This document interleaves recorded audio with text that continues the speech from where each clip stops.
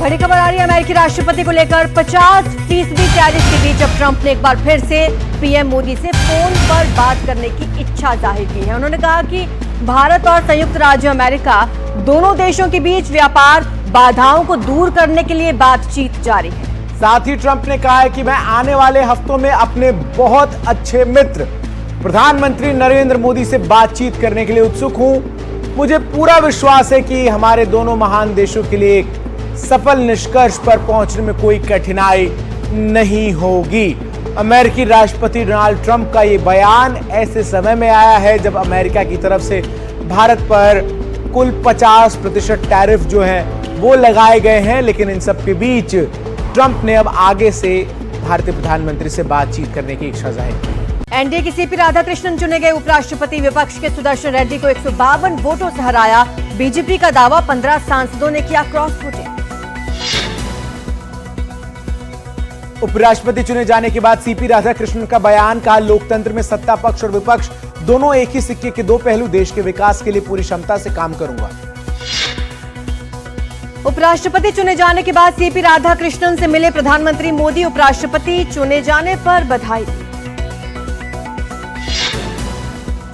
जीत के बाद रक्षा मंत्री राजनाथ सिंह और गृह मंत्री अमित शाह ने की सीपी राधाकृष्णन से मुलाकात। उपराष्ट्रपति चुने जाने पर दी शुभकामनाएं। उपराष्ट्रपति चुनाव के बाद बोले किरेन रिजिजू, कहा उपराष्ट्रपति का चुनाव पूरी तरह निष्पक्ष और गोपनीय रहा। विपक्षी सांसदों ने भी एनडीए उम्मीदवार के पक्ष में मतदान किया। आज चुनाव आयोग की अहम बैठक। देश भर में एसआईआर शुरू करने को लेकर सीईओ के साथ चुनाव आयोग करेगा बैठक। मराठा आरक्षण पर डिप्टी सीएम एकनाथ शिंदे का बयान, कहा 2012 में ही लिया गया था कुणबी प्रमाण पत्र का फैसला। हमने केवल प्रक्रिया आसान की, ओबीसी का हक नहीं छीना। इसरो प्रमुख वी नारायणन का खुलासा, ऑपरेशन सिंदूर में 400 से ज्यादा वैज्ञानिकों ने 24 घंटे काम कर उपग्रह तकनीक से किया बचाव कार्यों में सहयोग।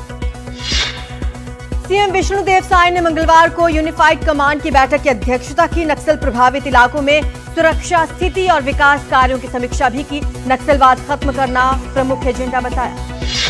एनडीटीवी ऐप दुनिया का बेस्ट भारतीय न्यूज ऐप, इसमें कोई संदेह नहीं। केंद्रीय मंत्री पीयूष गोयल बोले, दुनिया में जहां जाता हूं एनडीटीवी ऐप का ही जोर। कतर पर इजरायल का हवाई हमला, हमास के सीनियर नेताओं को बनाया निशाना। धमाकों से दहला दोहा शहर। कतर बोला, रिहायशी इमारतों पर यह कायराना हमला। हमास पर कतर में हमले से पहले इजरायल ने अमेरिका को दी थी सूचना। व्हाइट हाउस ने बताया कतर को भी दी गई चेतावनी। राष्ट्रपति इमैनुअल मैक्रोन ने डिफेंस मिनिस्टर सेबेस्टियन को बनाया फ्रांस का नया प्रधानमंत्री। नेपाल में जारी हिंसा के बीच सेना ने संभाली सुरक्षा की कमान। नेपाल के सेना प्रमुख ने कहा कि जनता की सुरक्षा के लिए सेना प्रतिबद्ध है। उन्होंने लोगों से शांति बनाए रखने की भी अपील की। नेपाल में हिंसक प्रदर्शन के बीच तख्ता पलट। मंत्रियों के बाद प्रधानमंत्री ओली ने भी दिया इस्तीफा। हेलीकॉप्टर से काठमांडू छोड़कर किसी अज्ञात जगह गए केपी ओली। पीएम ओली के बाद राष्ट्रपति रामचंद्र पडोल ने भी अपने पद से इस्तीफा दिया। प्रधानमंत्री और राष्ट्रपति के इस्तीफे के बाद भी प्रदर्शनकारियों ने जारी रख रखा है अपना उग्र प्रदर्शन। बढ़ते आक्रोश और हिंसक प्रदर्शन के बीच प्रदर्शनकारियों ने राष्ट्रपति के सरकारी आवास में घुसकर उसे आग के हवाले कर दिया। हिंसक प्रदर्शनकारियों ने प्रधानमंत्री आवास में लगाई आग। काले धुएं से भरा दिखा आसमान। सड़कों पर उतरे नौजवानों ने प्रधानमंत्री के ऑफिस में भी की तोड़फोड़। वीडियोज आए सामने।